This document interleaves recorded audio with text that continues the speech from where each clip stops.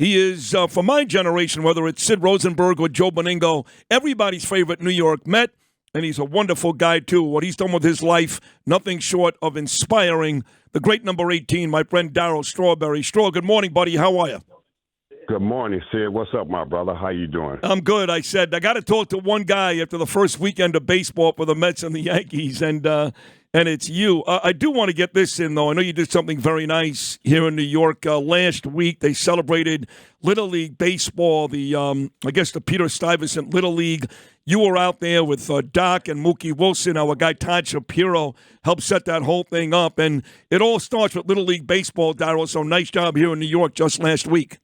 Yeah, thank you. It was just a wonderful day, especially for the kids and their parents. And just for us to be there and be a part of that and celebrate with the kids and just let the kids know how great baseball is and the game. You can play and have fun, and you can always build, great character and a lot of different things together when you're on the sports team. Well, you were a really, really good Little League player because you were so great right away in the major leagues. I got to imagine you were a beast in Little League, yes? I was, once I got going, but I started late. I didn't get to play at the age of the kids are playing right now, the younger kids that we saw in Manhattan. I started when I was about 14 because I was in such a broken family, with my father being a raging alcoholic. Yeah. So I missed a lot of that, and I was able to catch up later and get out there and play. But I put it all together. When you're determined, if you believe it, you can achieve it. That's in anything that we go after in life. If you have goals set for yourself, you just have to believe it and don't let nobody else. You don't need affirmation from everybody else. You need affirmation from you that you can do it. You're right about that, but they have to love yourself, right? Before anybody else loves you, you have to love yourself or you're doomed to fail. But affirmation's always nice. I mean, for you, Darryl, when you hear like the generation after you, they like Piazza. Right now, Juan Soto, he's a new star in town, hit one home run over the weekend. But you still like it when you hear Sid Rosenberg or Joe Beningo or the millions of Met fans from the 80s who say Strawberry's my favorite Met. You still like that, right? Well, I love that. I played in New York. I left my heart out there on the field, for the fans, to be able to see that I wanted to be a winner and I was determined no matter what, at any cost. If it was like I had to beat somebody up, I would do that too. I was just one of those type of guys. Yeah, I had all that fire inside of me to play there, and that's what you have to have if you really want to win. You can't just go through a season and say, "Oh, well, I'm struggling right now." No, I'm not going to struggle. I'm going to play. I'm going to be a big time player here, and that's what New York brings out of you. Somebody said to me last week, we'll get to the modern-day Mets and Yankees here in a moment. I know you got to golf in about 20 minutes, Darryl, but somebody said to me this week, they said, those Met teams, and I was talking about Gary Carter. Juan Soto had a chance to be a hero that first game, 2 out and 2-1 in the ninth, and he struck out. And I said, Gary Carter in 1985, he won the game. His first game as a New York Met. You remember that, Darryl. And I said, you think back to those Met teams. They won the World Series in 86. They got very, very close, losing to the Dodgers in 88, and you had that monster year. You should have won the MVP. They said to me, is it possible to win a championship like the Mets did and still be a disappointment? And I said, I guess. I mean, really, if you think about it, Darryl, your team should have won about 4 World Series, right? Yeah, of course. I mean, if you were playing in today's baseball, you have a chance, with the wild cards and all these different things that you can get into the playoffs, and all you have to do is slide in like the Mets did last year, and they got into the National League Championship. You get hot at the right time, and that's what baseball is all about. But at the end of the day, it's about winning. You want to win it all. I think the players have to truly understand that, and you will never experience what it's like to play in New York until you win it all. I've been to the top of the mountain several times playing in New York with the Mets and the Yankees, and it's nothing like it. You are loved forever in the city. People appreciate your heart. People appreciate your determination because it takes guts to play in New York City because you got to deal with everything. You got to deal with the media. You got to deal with fan reaction. You got to deal with so many things. And people always sort of ask me, how did you do it? I said, you don't listen to the noise. You block the noise out. When you on the ball field, you are a ball player. And that's what made us so special.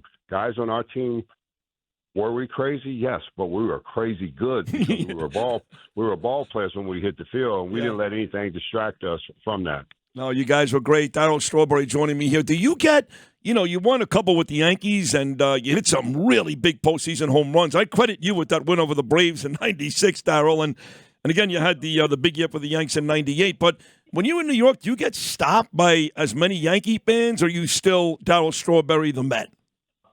No, I'm pretty Darryl Strawberry. Of course, the Met, Mr. Met, I'm part of the Mets organization, but the Yankee fans love me. They adore me. I'm quite sure they don't get frustrated when I post on my social media about me and the Mets and being with the Mets. They respect that, but they always say, "You still was great for the Yankees. Yeah. You helped the Yankees with championships, and we appreciate you, Yankee fans.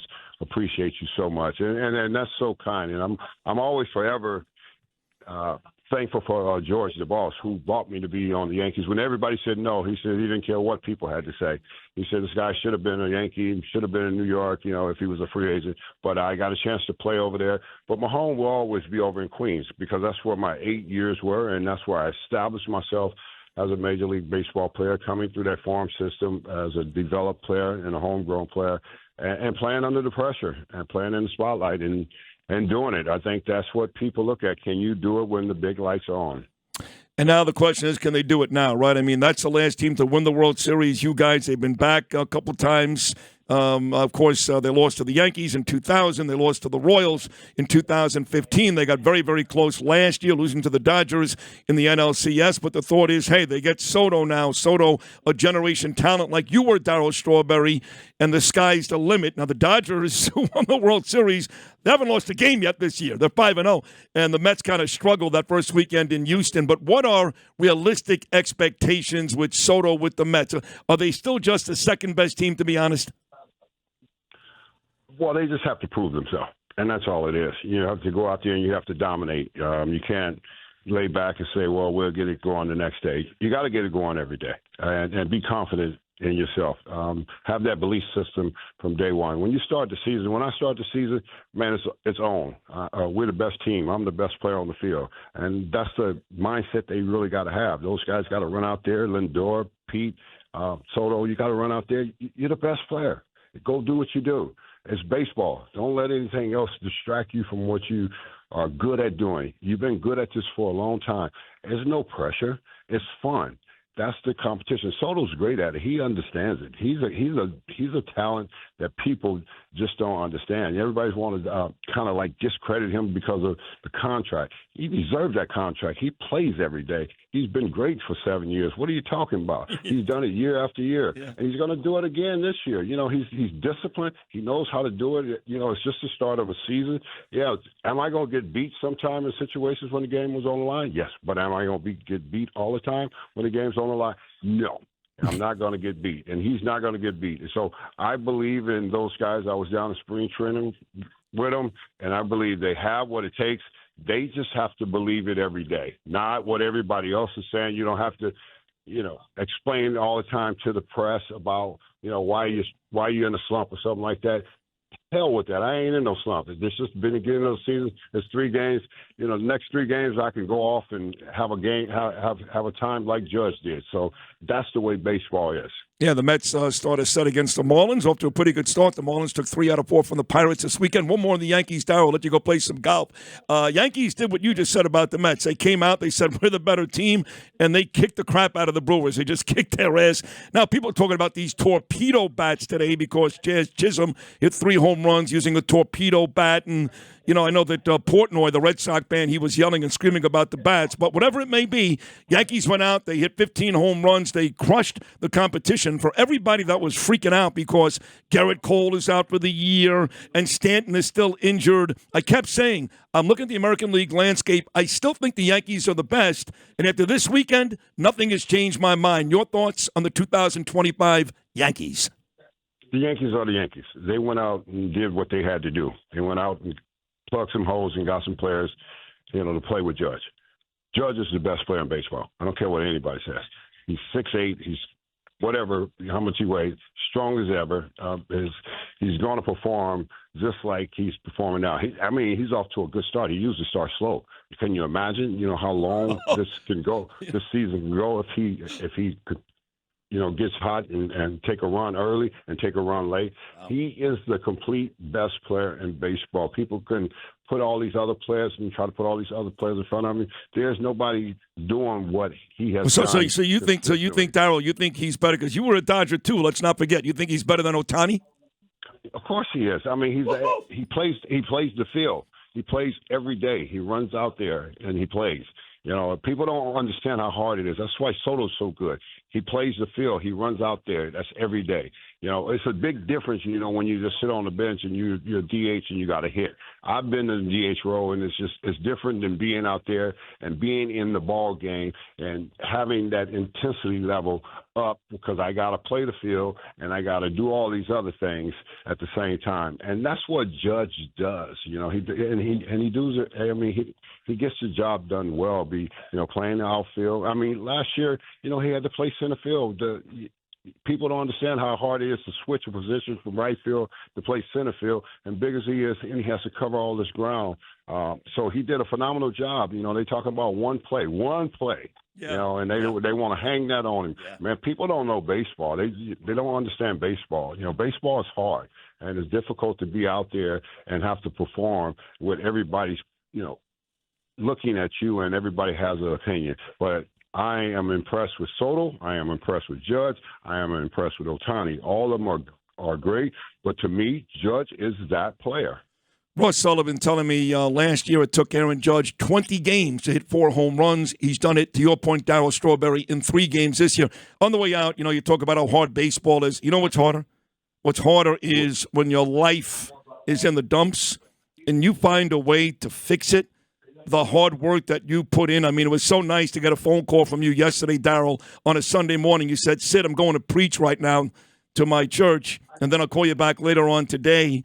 You found a way to get through the most difficult thing, as I have, which is addiction, and you speak about it. You and I were both honored just last summer on Long Island. So you're a preacher. You're there for young people. What you've done with your life, as difficult as baseball is, much more difficult. And you would agree, Darryl Strawberry, that the man I'm talking to right now is the best Darryl Strawberry there ever was, including the guy hitting mammoth home runs against the Astros in the NLCS. Well, yeah, the best is yet to come for all of us. And I'm grateful for addiction. I'm grateful for that fact that I went through it and I got over it and got over on the other side of it and able to look at what's important. What's important is not me. I've experienced it. And I had a pitfall, but I picked myself up. Now I can help the multitude of people. I'm crazy about helping kids so they don't get on drugs, so they don't drink alcohol. I try to encourage them. Don't even start. Don't even start with the vaping. You're going to pay a price physically, mentally, and emotionally with all that stuff in your life. So we have a message. There's a message behind the madness that happens in people's lives, and people need to understand that. It doesn't make you a bad person because you ended up in addiction. Nobody signs up for addiction. Nobody signs up to be an alcoholic. It just happens, and that's part of life. And everybody's got to realize you got your own journey to go through. I had my own journey to go through, but I'm on the other side to do God's work, God's will, and love on people and bring hope to people. See, people need hope. We don't need people pointing fingers at people when they're struggling. We need to try to help them because you never know what they're going to turn out to be. I've turned out to be a great evangelist preacher. I would have never thought of that after going through addiction, playing Major League Baseball. Now I have a whole new life to be able to do some incredible things. So I'm grateful for all that I've been through. Man, I love you so much, Darryl Strawberry. I love your kid, too. Jordan's great. He's on my social media almost every day. I love you. You really are an inspiration. You become a dear friend, and I'm lucky to have you in my life. Darryl Strawberry, thank you for this great conversation. Now go shoot a 75.